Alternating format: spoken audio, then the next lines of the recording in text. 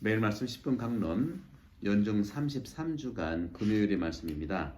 루카복음 19장 45절에서 18절입니다. 그때 예수님께서 성전에 들어가시어 물건을 파는 이들을 쫓아내기 시작하시며 그들에게 말씀하셨다. 나의 집은 기도의 집이 될 것이다 라고 기록되어 있다. 그런데 너희는 이 곳을 강도의 소굴로 만들어버렸다. 예수님께서는 날마다 성전에서 가르치셨다. 수석사자들과 율법학자들과 백성의 지도자들은 예수님을 없앨 방법을 찾았다. 그러나 어떻게 해야 하는지 그 방도를 찾지 못하였다. 온 백성이 그분의 말씀을 듣느라고 곁을 떠나지 않았기 때문이다. 주님의 말씀입니다. 그리스도님 찬미합니다. 하느님의 집, 바로 나의 집은 기도의 집이 될 것이다 하는 말씀을 오늘 주님이 하시죠. 여러분, 기도 어디서 하십니까?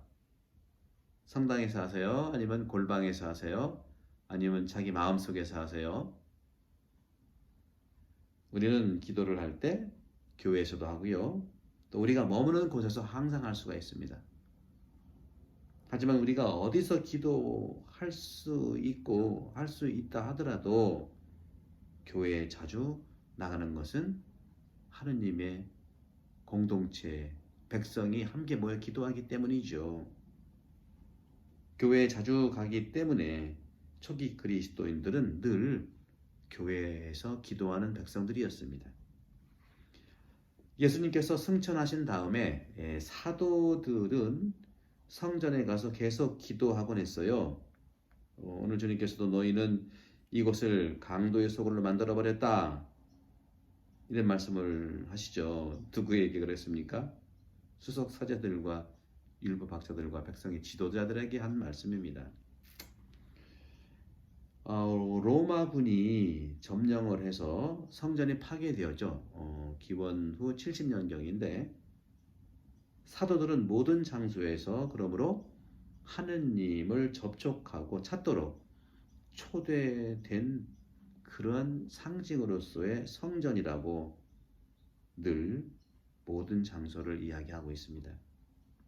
하느님과 접촉하는 그곳이 성전이죠. 하느님과 만나는 그곳이 교회입니다. 하지만 초대교회 때부터 모여왔던 그 백성들의 전성이 그들의 삶이 배어있는 공간은 매우 중요하죠. 첫 번째는 하지만 성전이 없을 경우에는 기도하는 그곳이 성전입니다. 요한 금구성인께서는 말씀하십니다. 하느님께서는 장소들을 선호하지 않는다고. 요한 금구성인이 기록하고 말씀하셨듯이 하느님께서 또는 우리로부터 바라시는 것은 바로 한 가지입니다. 다시 말하면 하느님이 우리에게 바라시는 바는 열렬하고 겸손한 영혼으로 기도하는 것입니다. 하지만 우리 모두 믿는 이들은 이런 성인들의 말씀 안에서 바른 의미를 알아들어야 할 필요가 있는 것이죠. 다시 말하면 우리는 그런 점에서 요한 금구 성인, 요한 크리소스토모 성인이죠. 요한 금구 성인께서 말씀하신 그 뜻을, 그 의미를 제대로 알아들을 필요가 있습니다. 왜냐하면 잘못 오해해서 반론을 펴기 때문이에요. 그런 점에서 요한 금구 성인께서 말씀하시는 정말 오직 하느님이 바라시는 우리에게 한 가지, 열렬한 마음과 겸손한 영혼으로 기도하라는 것이죠. 이것이 어디서 가능합니까? 집에서 하는 것이 가능할까요? 여러분, 집에서 기도하는 방들이 있으시잖아요. 기도 공간. 그 기도 공간이 없다면 한적하고 고요한 곳에서 기도하는 그 마음의 공간이라고 볼 수 있겠습니다. 집에서 기도하는 것이 가능할까? 하지만 교회 안에서처럼 그렇게 똑같지는 않다는 것이죠. 오리게네스도 역시 같은 말을 하고 있습니다.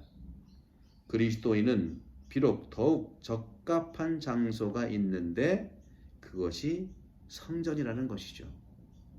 그렇기 때문에 성전이라는 것을 기도하면서도 동시에 어디서라도 기도해야 한다는 말씀이죠. 우리에게 주님과 또 성인들과 함께 또 천사들이 우리와 더불어서 기도를 공동으로 드리는 것, 그것이 바로 성전입니다. 그렇게 주님과 성인들의 통곡이죠. 모든 성인들의 통곡을 믿는 우리 그리스도인들, 특히 11월 달에는 더욱더 그렇습니다.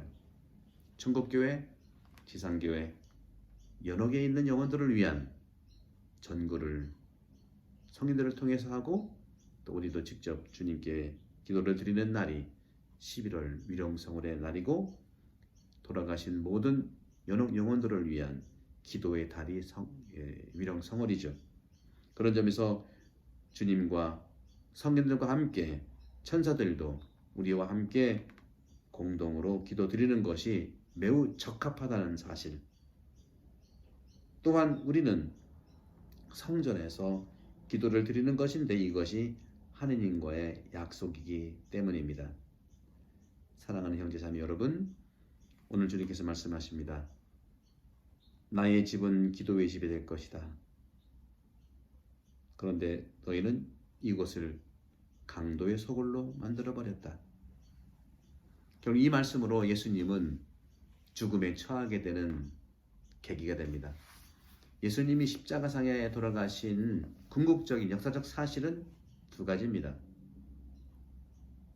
성전 정화 사건,